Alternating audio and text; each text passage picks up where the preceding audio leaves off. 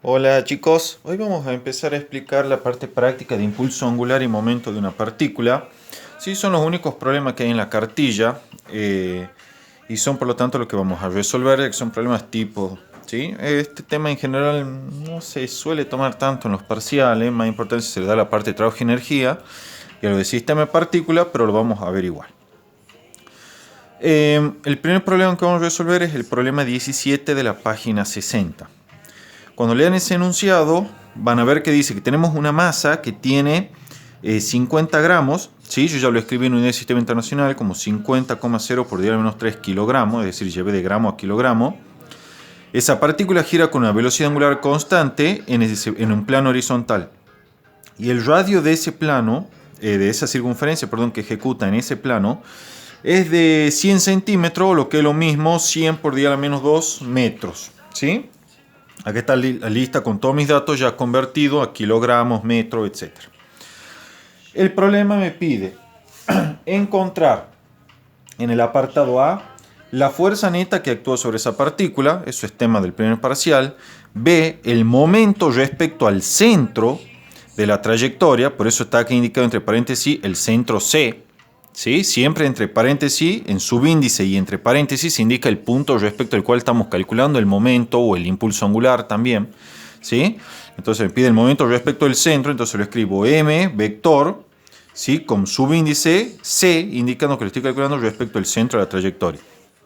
Recuerden que siempre que calculamos un momento, un impulso angular, tenemos que especificar respecto de qué punto lo estamos calculando. Bien. El apartado C me pregunta qué ocurre con el impulso angular. Ven acá está de nuevo la notación respecto de C, es decir, del centro. Y cuánto vale ese vector de impulso angular respecto del centro. Además me pide que calcule el momento de inercia respecto de un eje que pasa por el centro. Bueno, empecemos con la solución del problema. El primer apartado me pide calcular la fuerza neta, ¿sí?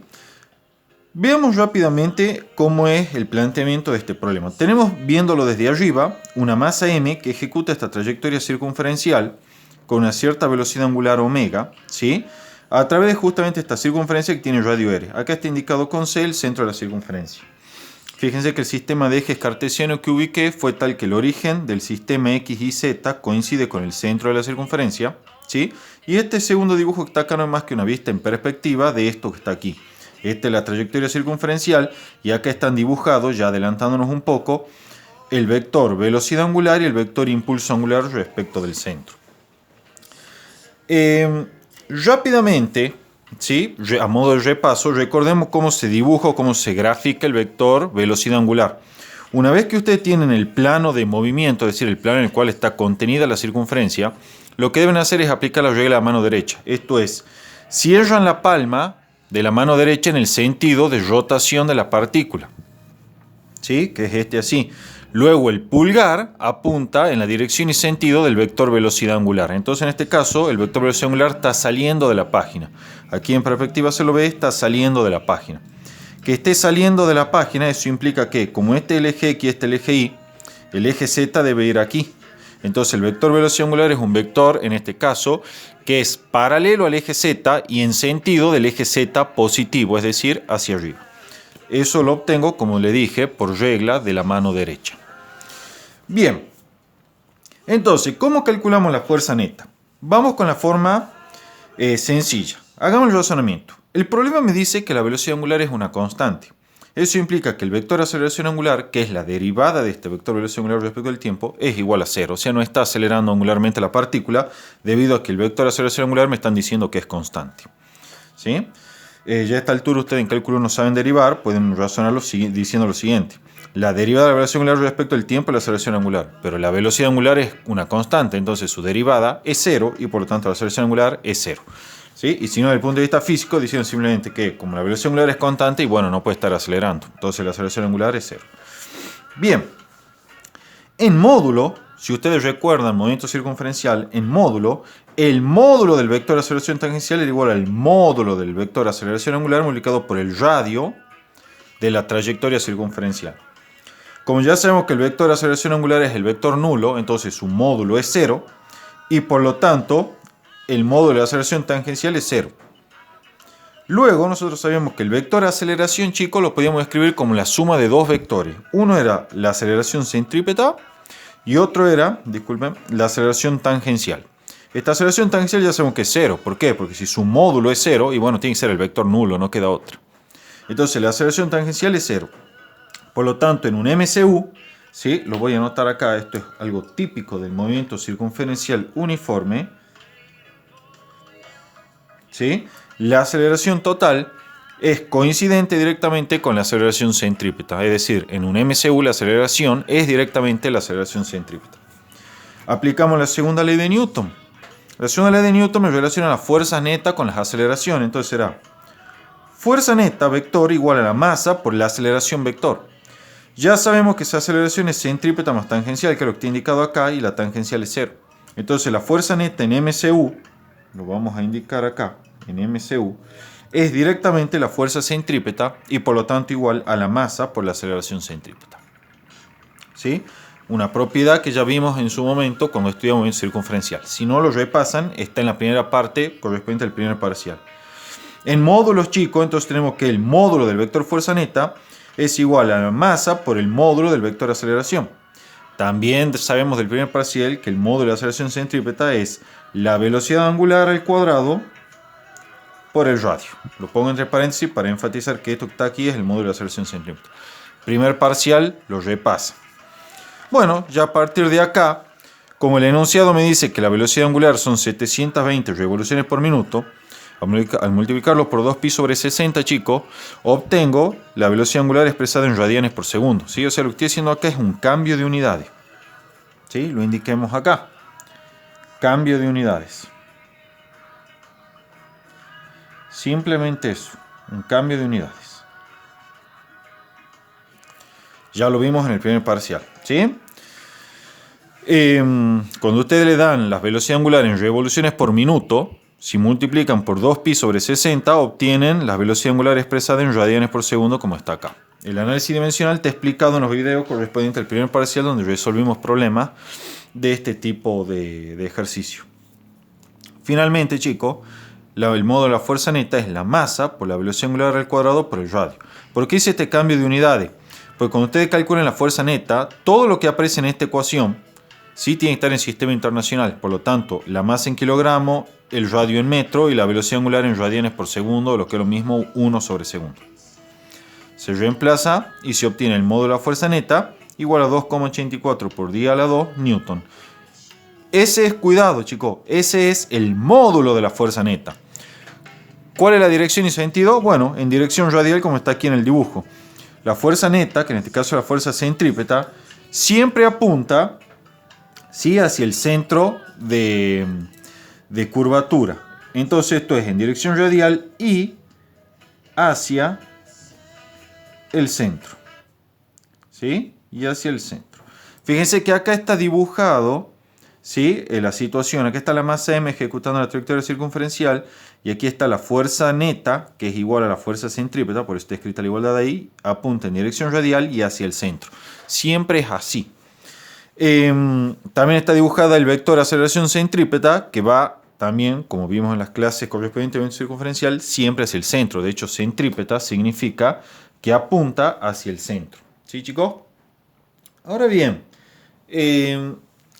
ahí están ya los dibujitos. Le hago una aclaración.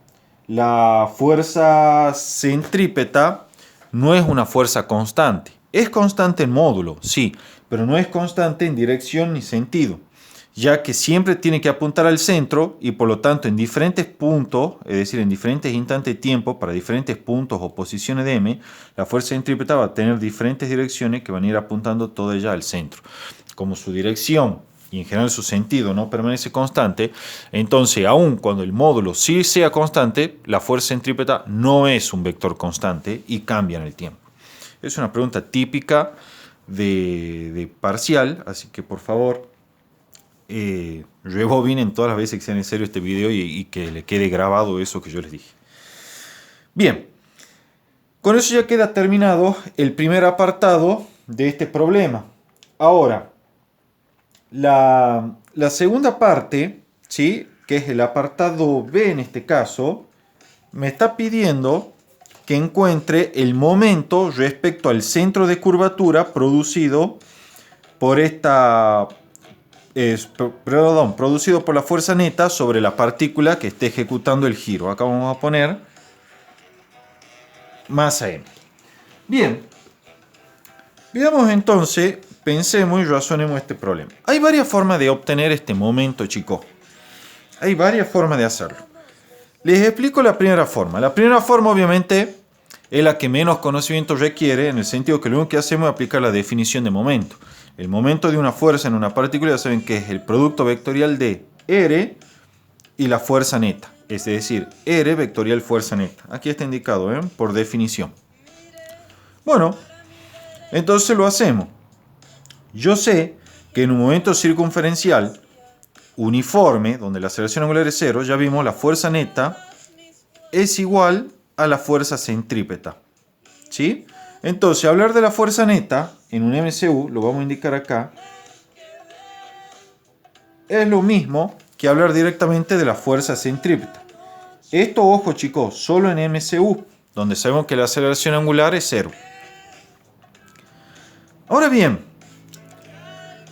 entonces efectuar este producto vectorial que es R vectorial fuerza neta es lo mismo que hacer R vectorial fuerza centrípeta. Y fíjense, el vector R y el vector fuerza neta o fuerza centrípeta son vectores paralelos, por eso los dibujé acá.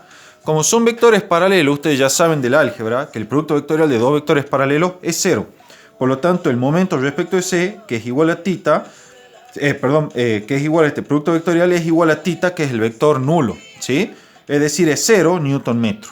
Para todo tiempo, pues el vector posición R es paralelo al vector fuerza centrípeta, ¿sí?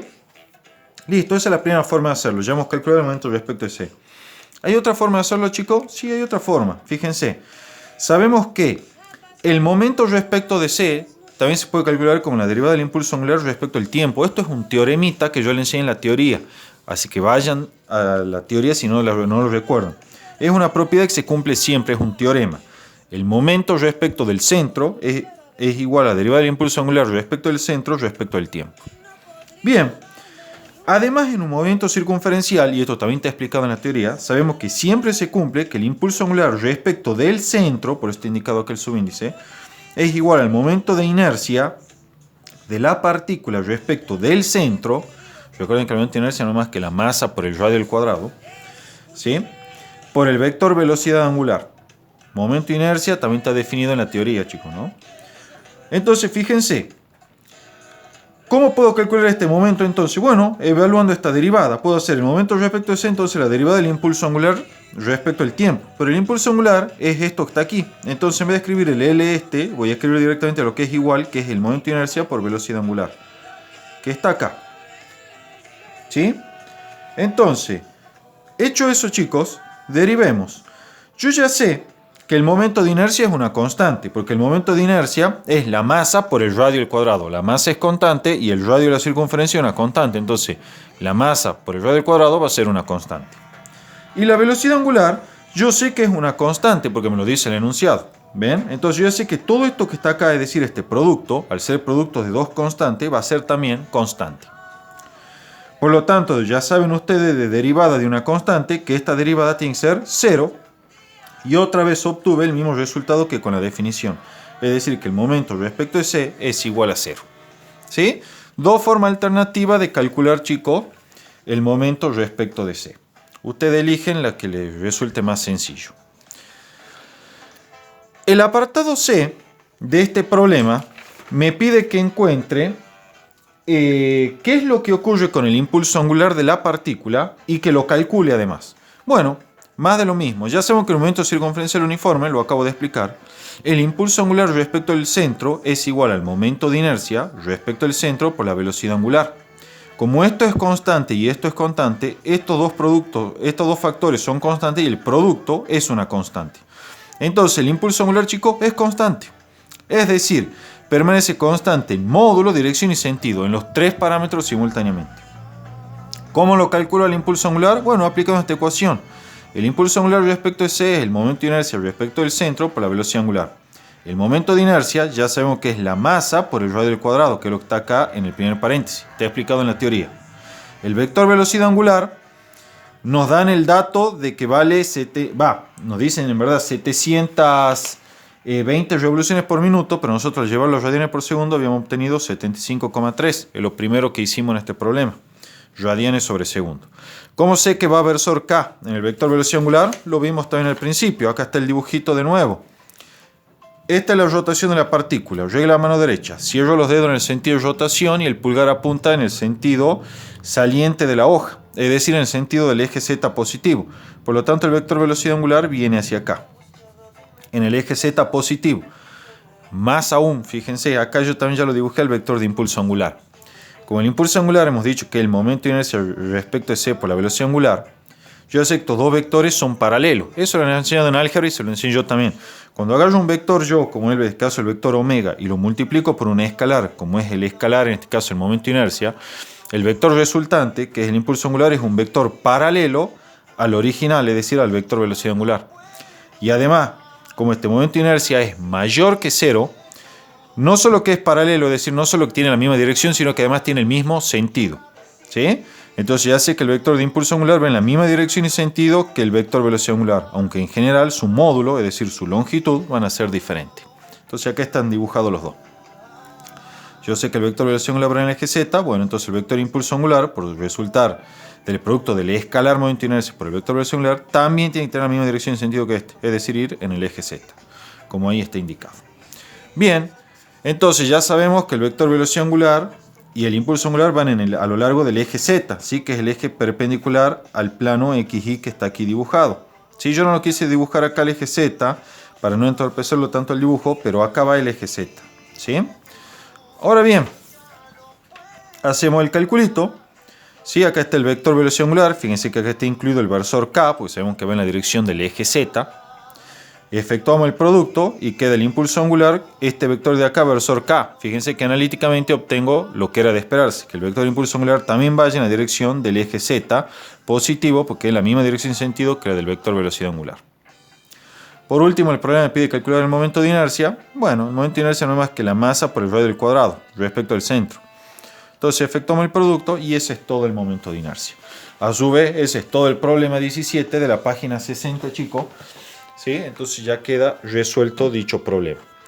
Cualquier consulta que tengan, por favor me avisan y revisen las cosas que les expliqué en la teoría, ¿sí? Por favor, y revisen sobre todo los conceptos de vectores que son muy importantes, como verán se lo utiliza mucho.